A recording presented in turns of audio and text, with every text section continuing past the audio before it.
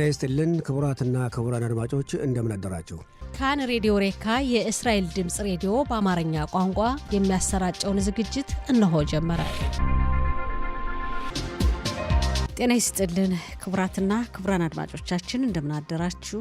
ዕለቱ እንደ ዕብራውያን ዘመን አቆጣጠር ዮም ሐሚሺ ዩድ ጊሜል በኢያር ታፍሺን ፔይባብ ሲሆን እንደ አውሮፓ ዘመን አቆጣጠር ኤፕሪል 30 ቀን 2026 ዓ.ም ነው።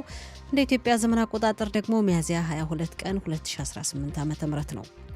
የጧቱ ስርጭታችን እነሆ ጀመረ። የቴክኒክ ባለሙያችን ናቲ ብላንኬት ሲሆን የስቱዲዮ ተረኛ አስተናጋጅ ወርቅነሽ እሸቴ ነኝ። ያሉን ዝግጅቶች በቅድሚያ ዜና እናሰማና ከዛም ጋዜጦች በዛሬ እትማቸው ለአንባቢያን ያቀረቧቸውን ዋና ዋና ርዕሰ ጉዳዮችን እንመለከታለን። ከአድማጮች ጋርም ውይይት ይኖረናል። ስርጭታችን እንደተለመደው እስከ 7 ሰዓት ድረስ ይቀጥላል። አብራችሁን ቆዩ። አሁን የጧቱን ዜና እነሆ። በቅድሚያም አርዕስተ ዜና። የእስራኤል መከላከያ ሰራዊት ባሳለፍነው ሌሊት ባደረገው እንቅስቃሴ ወደ እስራኤል ሲገሰግስ የነበረውን የፍልስጤማውያን ደጋፊ መርከብ እንዲርቅ ማድረጉ ታወቀ። የተወሰኑ የካቢኔ ሚኒስትሮች ትናንት ምሽት በቴል አቪቭ በሚገኘው መከላከያ ሚኒስትር ቢሮ ባደረጉት ውይይት በሊባኖስና በኢራን ጉዳይ መከሩ። በለንደን ከተማ ትናንት የሽብር ጥቃት ያደረሰው የሶማሊያ ተወላጅ የብሪታንያ ዜጋ በ45 ዓመት የዕድሜ ክልል የሚገኝ መሆኑ ተገለጸ። የአሜሪካ ማዕከላዊ እዝ ወደ መካከለኛው ምስራቅ ዳርክ ኤጌል የተባለውን ሃይፐርሶኒክ ሚሳኤል ለመላክ እየጠየቀ መሆኑን ብሉምበርግ የዜና ወኪል ዘገበ። የሚሉት ዋና ዋና ዜናዎች ናቸው። ዝርዝሩን እነሆ። የእስራኤል መከላከያ ሰራዊት ባሳለፍነው ሌሊት ባደረገው እንቅስቃሴ ወደ እስራኤል ሲገሰግስ የነበረን የፍልስጤማውያን ደጋፊ መርከብ እንዲርቅ ማድረጉን አስታወቀ። የእስራኤል የባህር ኃይል ለፍልስጤም ደጋፊ መርከብ ጀልባዎች ወደ ተነሱበት አካባቢ እንዲመለሱ ጥሪ አቅርቦላቸዋል። ሶሞዲ የተባለችው በፍልስጤማውያን ደጋፊ መርከብ ወደ እስራኤል ክልል በመጓዝ ላይ የነበሩ አካላት ከእኩለ ሌሊት በፊት እንደገለጹት ወታደራዊ ጀልባዎች የጦር መሳሪያዎችን በመደቀን እንደቀረቧቸው አስታውቀዋል። መከላከያ ሰራዊቱ በጋዛ ሰርጥ የተጣለውን የባህር ላይ የደህንነት እገዳ በማስፈጸም ላይ ሲሆን ለማንኛውም ክስተት ዝግጁ መሆኑን ኢታይ ብሉመንታል ከላከው ዘገባ መረዳት ችለናል። የውጭ ጉዳይ ሚኒስትር ከጀልባዎቹ መካከል በአንዷ ላይ አደንዛዥ እጽ መገኘቱን በኤክስ ገጹ ላይ በጻፈው መልእክት የገለጸ ሲሆን በጀልባው ላይ የነበረው የሕክምና እርዳታ ሰጪ ያጋለጠ መሆኑንም በመልእክቱ ጽፏል። ኢታማጆር ሹም ኢያል ዛሚር ትናንት በደቡብ ሊባኖስ ባደረጉት ጉብኝት የተኩስ አቁም ስምምነቱ እንደተጣሰና ጦርነት እየተካሄደ መሆኑን ገለጹ። ዛሚር ወደ ሰሜን እስራኤል የቀጠለው ተኩስ ካላቆመና የነዋሪዎች ሰላም ካልተረጋገጠ መከላከያ ሰራዊቱ የሚወስደውን ጥቃት እንደሚቀጥል አስታውቀዋል። በተጨማሪ ዛሚር እንዳሉት በኢራንና በሊባኖስ የሚካሄደውን ጦርነት በሚመለከት የመንግስት ባለስልጣናት የሰጡትን ትዕዛዝ ከሚጠበቀው በላይ ማሳካታቸውን ገልጸው በሊባኖስ ወደ እስራኤል ሰፈሮች በቀጥታ ተኩስ እንዳይከፈት ለመከላከል ከተከለለው መስመር ላይ የእስራኤል ሰራዊት ኃይሉን እንደሚያጠናክርና እንደ አስፈላጊነቱን በቦታው የሚቆይ መሆኑን ገልጸዋል። ዛሚር ከተከለለው መስመር ለማለፍ ፍላጎት እንደሌለ ገልጸው ይሁን እንጂ ማንኛውንም ዛቻ ለማስቆም ሲባል ከሊታኒ በስተሰሜን አቅጣጫ ባለው ክልል ሁሉ ነፃ ወታደራዊ እንቅስቃሴ ተጠብቆ የሚቀጥል መሆኑን አስታውቀዋል። የተወሰኑ የካቢኔ ሚኒስትሮች ትናንት ምሽት በቴል አቪቭ በሚገኘው የመከላከያ ሚኒስትር ቢሮ ባደረጉት ውይይት በሊባኖስና በኢራን ጉዳይ መከሩ ተባለ። ጠቅላይ ሚኒስትር ቢንያሚን ኔታንያሁ በውይይቱ መካከል ከአሜሪካው ፕሬዝዳንት ዶናልድ ትራምፕ ጋር በስልክ መወያየታቸው ተገልጿል።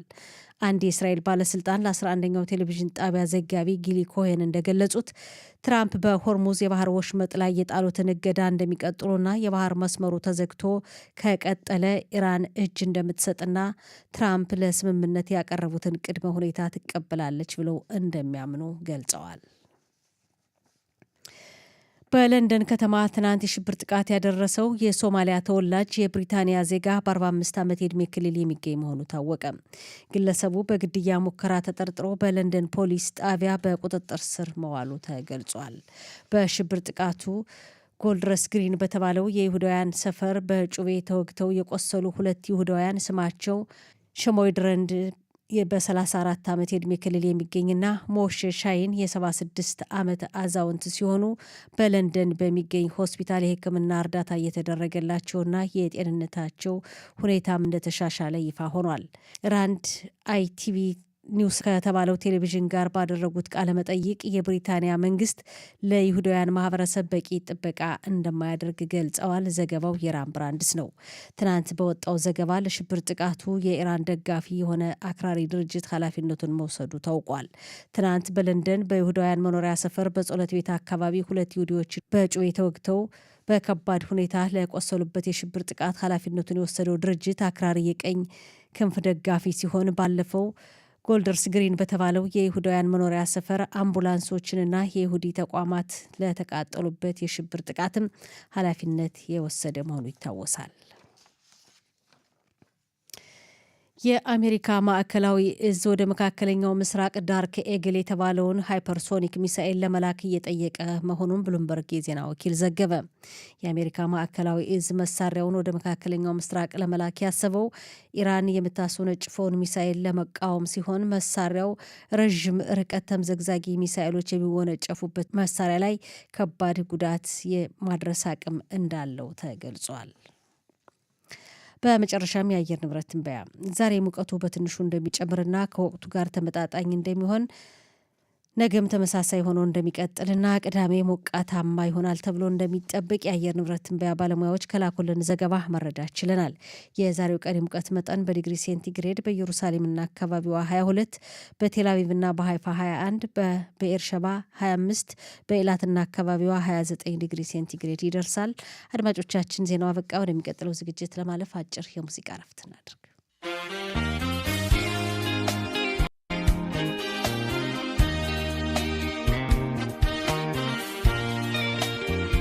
የተከበራችሁ አድማጮቻችን ስርጭታችን እንደቀጠለ ነው። አሁን ደግሞ ጋዜጦች በዛሬ እትማቸው ለአንባቢያን ያቀረቧቸውን ዋና ዋና ርዕሰ ጉዳዮች እንመለከታለን። 4ቱም ዕለታዊ ጋዜጦች ደርሰውናል። ማሪብ፣ እስራኤል አየሁም፣ ሀሬጽና ኢዲዮት አህሮኖት 4ቱም በመጀመሪያ ገጻቸው ለአንባቢያን ያቀረቧቸውን ዋና ዋና ርዕሰ ጉዳዮች እንመለከታለን። ማሪብን ስንመለከት በመጀመሪያ ገጹ ላይ በደቡብ ሊባኖስ የሂዝቦላ ድርጅት ከሊባኖስ ወደ ሰሜን እስራኤል ተኩሱን መቀጠሉን እና በአጠቃላይ በአካባቢው ያለውን የጦርነት ሁኔታ ገልጿል። ምንም እንኳን የተኩስ አቁም ስምምነት ቢደረስ የሂዝቦላ ድርጅት ወደ ሰሜን እስራኤል አካባቢ ራክፋን ተንሳፋፊ በአየር ላይ ተንሳፋፊ በራሪ ቁሶች ቦምብ አጥምዶ በመላክ አደጋው እጅግ የከፋ ነው። እንግዲህ ያ ቦምብ ከፈነዳ በጣም ያው የሚያደርሰው ጉዳት ከፍተኛ ነው። በዚህም የሰው ሕይወት እየጠፋና መከላከያ ሰራዊት የሕይወት መስዋዕትነት እየከፈለ መሆኑ ተገልጿል። ከትናንት ወዲያ በደቡብ ሊባኖስ በመከላከያ ሚኒስቴር ሰራተኛ የነበረ በ44 ዓመት የዕድሜ ክልል የሚገኝ ኦማር ሆጅራት የተባለ ያው መከላከያ ሚኒስቴር ጽህፈት ቤት ሰራተኛ በአካባቢው ስራ ላይ እንደነበር የሂዝቦላ ድርጅት እንግዲህ ያው ባደረሰው ጥቃት የህይወት መስዋዕትነት ከፍሏል። ከትናንት ወዲያም የ50 አለቃ ኢዳን ፎክስ የ19 ዓመት ወታደር እንደዚሁ በተመሳሳይ ጥቃት የህይወት መስዋዕትነት ከፍሏልና በአካባቢው ከፍተኛ ጥቃት እየደረሰ መሆኑን ይህን በሚመለከት ዘገባ አቅርቧል። ማሪቭ የኦማር ቤተሰቦች በመከላከያ ሰራዊቱ ወይም መከላከያ ሚኒስቴር የሚመለከተው አካል ይፋዊ የሆነ መልእክት ለቤተሰቡ ከማስተላለፉ በፊት እንግዲህ በዚህ ጥቃት መገደሉን ከዛ በፊት እንዲሁ ዝም ብሎ በመደበኛ ባልሆነ እንትን ወሬ የሰሙ መሆናቸውንና ይህም የቤተሰቡን ህይወት ያቃወሰ መሆኑን ቅሬታቸውን ገልጸዋል። ማሪቭ ባቀረበው ዘገባ ሌላው ርዕሰ ጉዳይ በያሃድ የተባለው ፓርቲ የናፍታሊ ቤኔትና የያኢር ላፒድ ሁለቱ ፓርቲዎች በአንድ ላይ ተዋህደው በያሃድ በማለት ስሙን ሰይመውታል። ይህም ፓርቲ እንግዲህ በያሃድ ፓርቲ መሪው ወይም ሊቀመንበሩ ናፍታሊ ቤኔት ናቸው። እሳቸው በተለያዩ ጋዜጦች ቃለመጠይቅ ተደርጎላቸዋል። በእስራኤል አየሁም አይተናል። ማሪብ ላይ በተደረገላቸው ቃለመጠይቅ ለሌሎች ፓርቲዎች ጥሪ አቅርበዋል ወደ እሳቸው ፓርቲ እንዲቀላቀሉ። የጽዮኑ ታዳቲት ፓርቲ ሊቀመንበር ስሞትሪችን ግን እንዳሉት በእሳቸው ላይ በሰጡት አስተያየት ቁጣቸውን ገልጸዋል። ስሞትሪች የሀረዲ ማህበረሰብ በመከላከያ ሰራዊት ውስጥ እንዳይዘምቱ የሚያደርገውን ዋናውን ሀሳብ የጠነሰሰው እንግዲህ አድሬካል ብሎታል። ለዚህ ሀሳቡን ያቀናበረው የጠነሰሰው ዋናው የሀሳቡ መስራች እኔን ቀኝ ማለት ምን ማለት እንደሆነ ሊያስተምረኝ አይችልም በማለት በቁጣ በቃለ መጠይቁ የገለጹ መሆናቸውን ገልጸዋል። ሌላው በአንድ ዓመት ስልጣን ይዘን ሀገሪቱን መርተን እሳቸው እንግዲህ ጠቅላይ ሚኒስትር ሆነው እሳቸውና የአየር ላፒድ በመቀየር ጠቅላይ ሚኒስትር ሆነው እንደመሩ ይታወሳል። ባለፈው በአንድ ዓመት ውስጥ ለውጥ ማለት ምን ማለት እንደሆነ አይተናል። በ4 ዓመት የማይሰሩትን እኛ በአንድ ዓመት ሰርተን አሳይተናል ብለዋል። ያው እንግዲህ ሌሎች ፓርቲዎች እንዲቀላቀሉ ጥሪ ያቀርበዋል። ጠቅላይ ሚኒስትር ቢንያሚን ኔታንያሁ ላይ ስለተከፈተው የክስ መዝገብና በፍርድ ቤት ቀርበው የክርክር የተቃውሞ የምስክር ቃል እየሰጡ ስላሉበት የፍርድ ሂደት ተጠይቀው የእስረኞችን ዩኒፎርም ለብሰው የእስረኛ ልብስ ለብሰው በእስር ቤት እንዳያቸው አልፈልግም፣ ይሄን ማየት አልፈልግም ማለታቸው ተገልጿል። ናፍታሊ ቤኔት እንግዲህ ማሪቭ እንደዘገበው ናፍታሊ ቤኔት በአንድ ቃለ መጠይቅ ሁሉንም ሀሳባቸውን ግልጽ አድርገዋል። ምርጫውም በጣም በከፍተኛ ድምፅ ልዩነት እናሸንፋለን ያሉ መሆናቸው በዘገባው ተገልጿል። ሌላው የመንግስት ህግ አማካሪዋ ጋሊ ባህራብ ሜአራ የሽባ ትምህርት ቤቶች ለሃይማኖት ትምህርት ቤቶች የሚሰጠው በጀት እንዲያቆም የሚል ጥሪ ወይም መልእክት አስተላልፈዋል። በዚህ ምክንያትም በሳቸው ሀሳብ ቀይ መስመር ነው የሚሰጠው መንግስት የሚሰጠው የገንዘብ ድጋፍ መቆም አለበት ብለዋል። የሀረዲ ማህበረሰብን የሚወክሉ ፓርቲዎች የመንግስት ህግ አማካሪዋ ከስልጣናቸው በአስቸኳይ እንዲነሱ የሚል ጥያቄ ማቅረባቸውና ተቃውሞ እየገለጹ መሆኑን በሳቸው ላይ ተገልጿል። ትናንት የሀረዲ ማህበረሰብ ባደረጉት የተቃውሞ ሰልፍ የኢየሩሳሌም ከተማን መግቢያ በር ለረጅም ሰዓታት ዘግተው እንደዋሉም በዘገባው ተገልጿል። ሌላው በአሳለፍነው ሳምንት እንግዲህ ሳምንት እየሆነ ነው። ልክ የዛሬ ሳምንት ረቡዕ ምሽት የእስራኤል 78ኛ ዓመት የነጻነት በዓል በተከበረበት ዕለት ነው። ይቅርታ ማክሰኞ ዕለት ምሽት ነው። በፔታቲክቫ ከተማ በታዳጊ ወጣቶች ቡድን እንግዲህ በጋራ በደረሰበት ጥቃት ህይወቱ ያለፈው ወይም የተገደለው የይመኑ ቢንያሚን ዘለቀ ግድያ 13 ተጠርጣሪዎች በቁጥጥር ስር እንደዋሉ ተገልጿል። እስካሁን ድረስ ባለው ሂደት የታዳጊ ወጣቶች ቡድን እንግዲህ በአንድ ላይ ግጭት እና እርስ በርሳቸው ጥቃት እያደረሱ በእስራኤል ጎዳናዎች ልክ እንደ ወንጀለኛ ቡድን እየታየ ነው። ሁኔታው እጅግ አሳሳቢና አስጊ ነው በማለት ዘግቦታል። ማሪብ ወደሚቀጥለው ጋዜጣ ስናልፍ እስራኤል አየሁም ነው።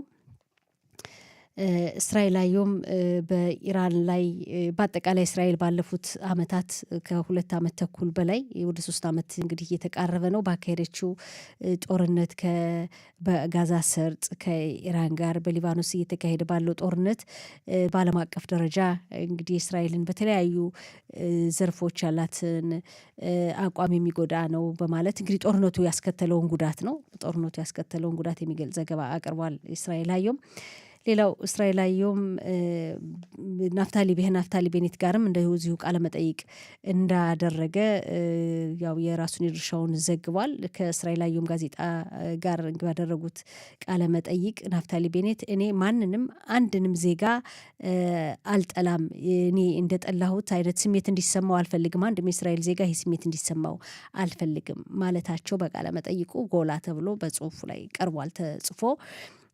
ሌሎች የፓርቲ አባላትን ከሳቸው ጋር እንዲቀላቀሉ ጥሪ ማቅረባቸውና ሊኩድን ጨምሮ የሊኩድ ፓርቲ ከኔ ጋር ሊቀላቀል ይችላል፣ ግን እኔ በማቀርበው ቅድመ ሁኔታ መሆን አለበት ማለታቸው ተገልጿል። ለጋዲ አይዘንኩትም እንደዚሁ ጥሪ ያቀረቡ መሆናቸውንና እኔ ጥሪ አቅርቤ ያለሁ ውሳኔ መወሰን ድርሻው የእርሳቸው ነው፣ እኔ ግን ጥሪ አቅርቤ ያለሁ እና ሃይማኖት የማያጠብቀው ወይም ሂሎሪ ተብሎ የሚጠራው የቀኝ ርዕዮተ ዓለም ደጋፊው ህዝብና የጽዮኑ ታዳቲት ፓርቲ እንዲረዱኝ ይፈልጋለሁ፣ በስራዬ በተግባሬ በምሰራው ስራ እንዲፈትኑኝ ይፈልጋለሁ ማለታቸው ተገልጿል። እንግዲህ እስራኤል አየሁን ባቀረበው ዘገባ ከናፍታሊ ቤኔት ጋር ባደረገው ቃለ ምልልስ ወይም ቃለ መጠይቅ ሌላው በአውሮፓ ምድር በተለይ በአውሮፓ ምድር በአጠቃላይ ግን በዓለም አቀፍ ደረጃ እየተከሰተ ያለውን አንቲሸሚት ወይም ጸረ እስራኤላውያን ጸረ ጽዮናዊ እንቅስቃሴ የሚመለከት ዘገባም እስራኤል አየሁም አቅርበው እንደ ምሳሌ ትናንት በብሪታንያ ዋና ከተማ በለንደን የደረሰውን የሽብር ጥቃት አቅርቧል። ትናንት በለንደን ከተማ በደረሰው የሽብር ጥቃት አንድ የሶማሊያ ተወላጅ የብሪታንያ ዜግነት ያለው በ45 ዓመት የዕድሜ ክልል የሚገኝ ግለሰብ በይሁዳውያን መኖሪያ ሰፈር በጸሎት ቤት አካባቢ ቤት ክነሴት አካባቢ ጎልደርስ ግሪን በተባለው ሰፈር ነው። ይሁዳውያን ሰፈር መሆኑ ይታወቃል። 2 ይሁዲዎችን በጩቤ ወግቶ በከባድ ሁኔታ አቁስሏል። ይህ በአጠቃላይ በአውሮፓ ምድር ያለውን ጸረ ይሁዳውያን እንቅስቃሴ የሚመለከት ዘገባ አቅርቧል።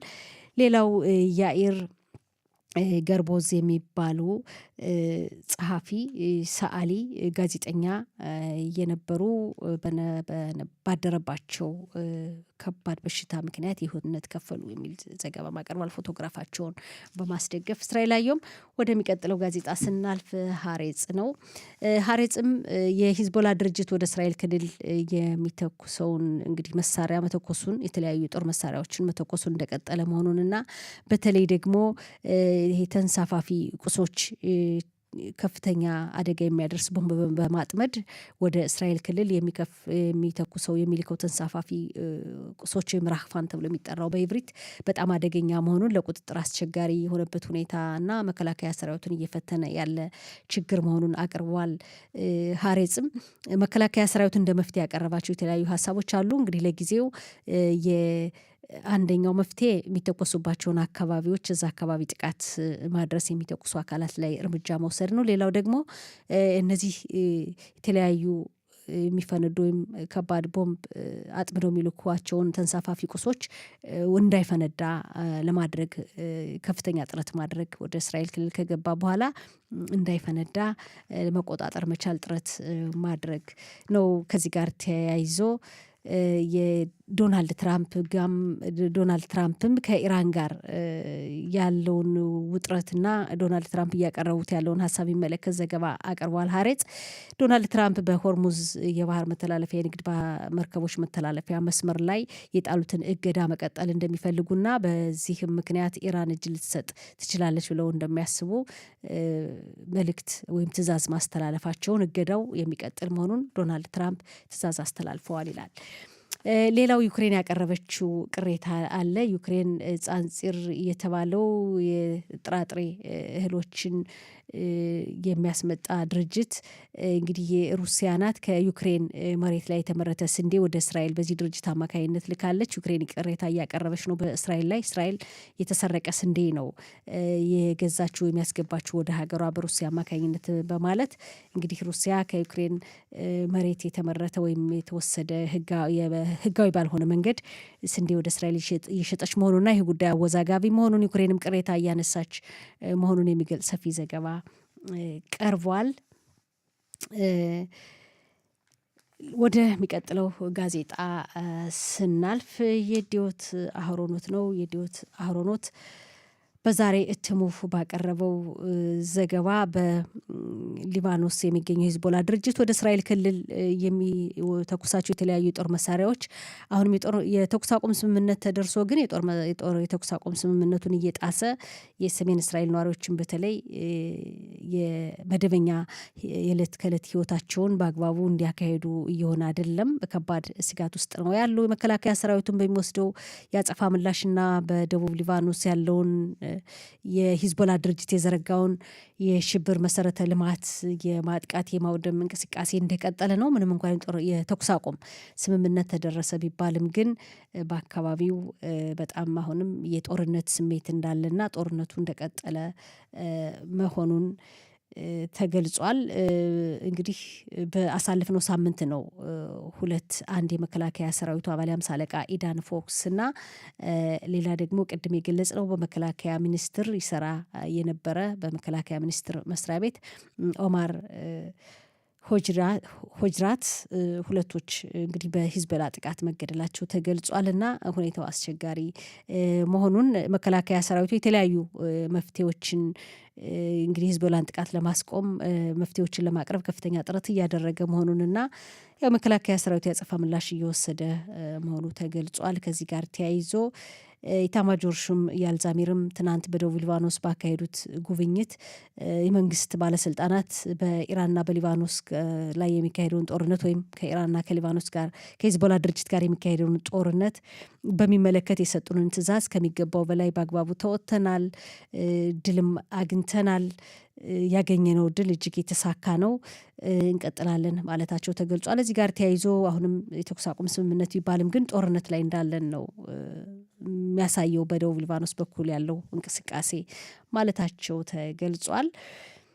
ሌላው ትናንት በራምሌ ከተማ ሱዚ የተባለች ሱዚ የቀድሞ ባለቤቷ እንግዲህ ከፍች በኋላ የፈታችው ባሏ ሆን ብሎ በመኪና በመግጨት ህይወቷን እንዳለፈ ተገልጿል። ሱዚ ያናር ስራንጋ ትባላለች። በአሳፍሩፌ ሆስፒታል ትሰራ ነበር። እንግዲህ ባለቤቷ ሆን ብሎ በመኪና በመግጨት ህይወቷ አለፈ ይላል በራምሌ ከተማ።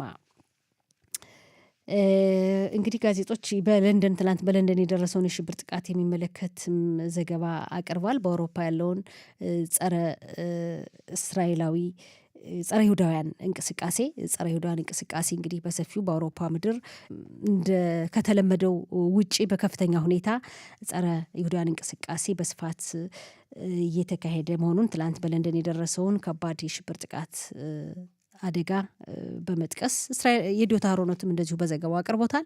ጋዜጦች ከሞላ ጎደል እንግዲህ ዛሬ በመጀመሪያ ገጻቸው ላይ ትኩረት የሰጡባቸውና እኛ የመረጥናቸው ርዕሰ ጉዳዮች ይሄን ይመስላሉ። አድማጮቻችን፣ ስርጭታችን ይቀጥላል። አብራችሁን ቆዩ።